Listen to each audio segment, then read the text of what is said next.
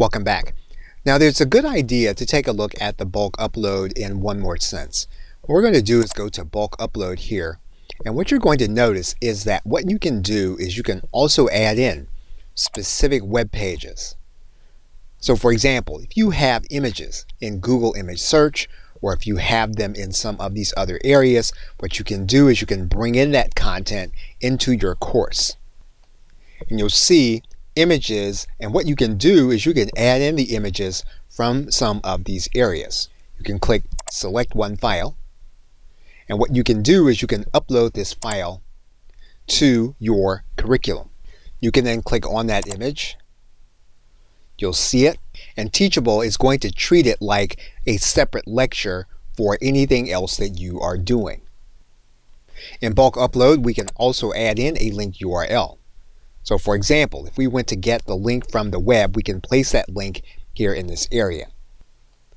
Once we've written in the page, we can select it, we can then upload it, and what you'll notice then is that it's going to appear here, and it's going to appear as another lecture. So you can use the bulk upload so that you can add in content from these other areas.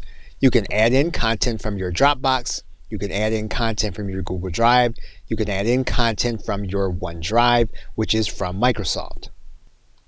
You can do the same thing inside of a lecture.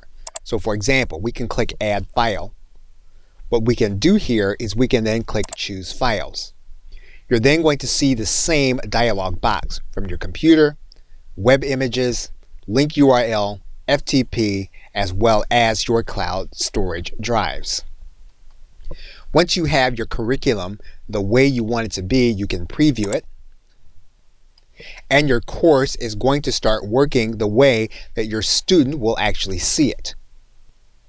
You can preview the course as a logged in user, or you can preview the course also as a logged out user. The reason this is important is because one of the things that we can do is we can make our content available to individuals that come to our course, and if they've not yet signed up, we can give them some of the content for free.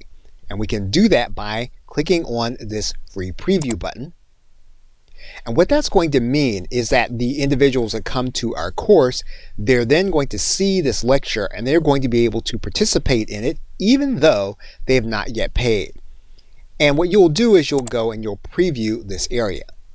What you'll notice now is that all of the lectures have been enabled. We're now previewing if we were a logged in user. If we were to preview as a logged out user, we will be able to see the lesson once we have actually published the course.